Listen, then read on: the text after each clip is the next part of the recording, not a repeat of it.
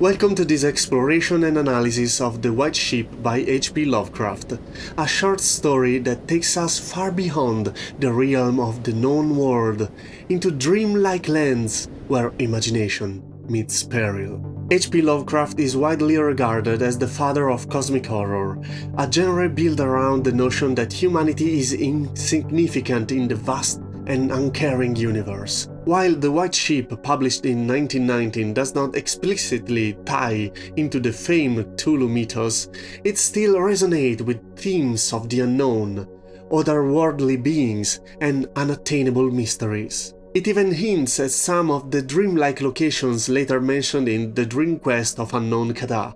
In many ways, it is a precursor to Lovecraft's shift from fantasy to his iconic cosmic horror. One of the key influences on Lovecraft's dreamlike stories was the work of Lord Dunsany, an Irish writer known for his richly imaginative fantasy worlds populated by mystical gods. Lovecraft once admitted his stylistic debt to Dunsany, saying, "There are my Poe pieces and my Dunsany pieces, but alas, where are my Lovecraft pieces?"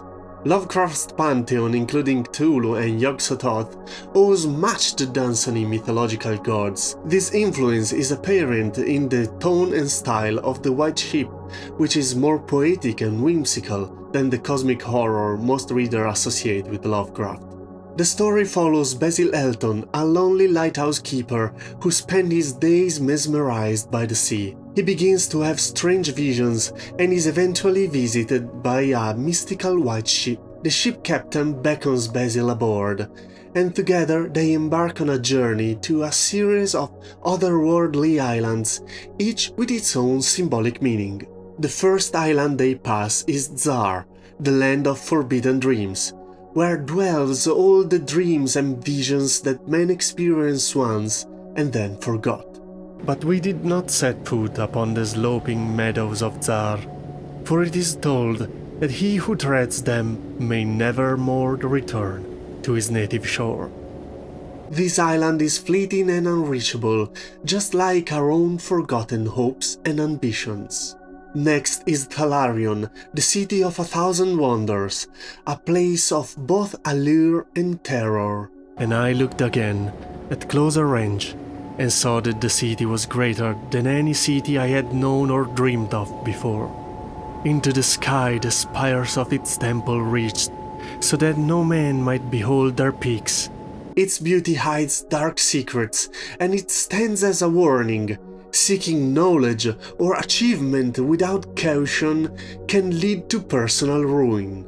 Thalarion represents ambition, the kind that spirals into madness, a theme Lovecraft would revisit in his later works. Then comes Xura, the land of pleasures unattained, a place that appears beautiful from afar, but is tainted with the stench of decay up close. From bowers beyond our view came bursts of songs and snatches of lyric harmony, interspersed with faint laughter, so delicious that I urged the rowers onward in my eagerness to reach the scene. Here, Lovecraft critiques hedonism, suggesting that indulgence in pleasure, be it through sex, drugs, or excess, inevitably leads to moral or physical rot. In contrast, Sonanil, the land of fancy, is a place of peace, where time and space have no dominion. Basil spends countless eons here, content and free from suffering. Green are the groves and pastures, bright and fragrant the flowers, blue and musical the streams, clear and cool the fountains, and stately and gorgeous the temples, castles, and cities of Sonanil. Sonanil represents the life of the mind, the pursuit of culture, art and knowledge, which brings fulfillment without the dangers of unchecked ambitions or desire. Despite finding happiness in Sonanil, Basil's curiosity leads him to seek Cathuria, the land of hope, a place no man has seen. Here, Lovecraft waves a tale of caution.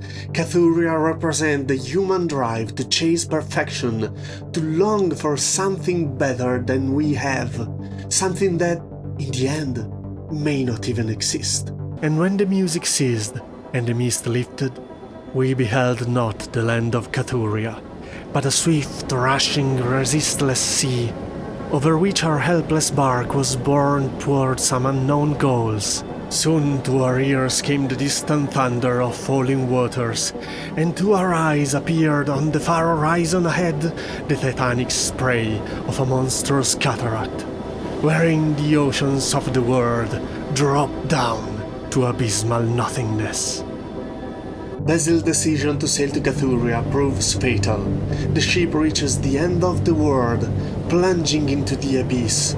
His pursuit of hope, ambition and pride destroys everything, leaving him back at his lighthouse, staring at the wreckage of a ship and a dream, lost forever.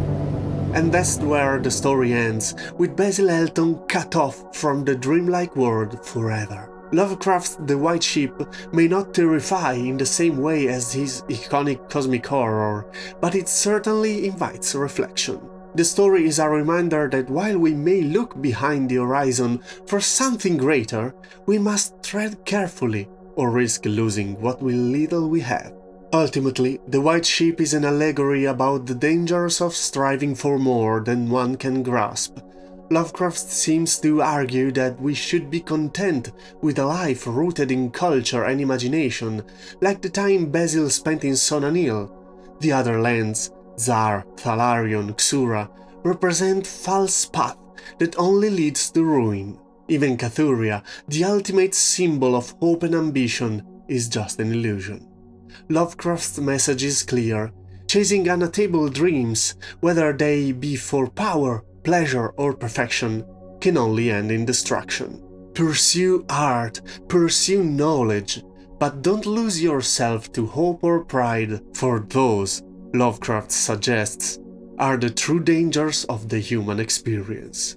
If you'd like to read The White Ship yourself, it's available in the public domain, and I've linked a collection of Lovecraft's works in the description. You can also check out my reading of the story here on the channel. Don't forget to like and subscribe for more literary analysis and readings. Thanks for watching.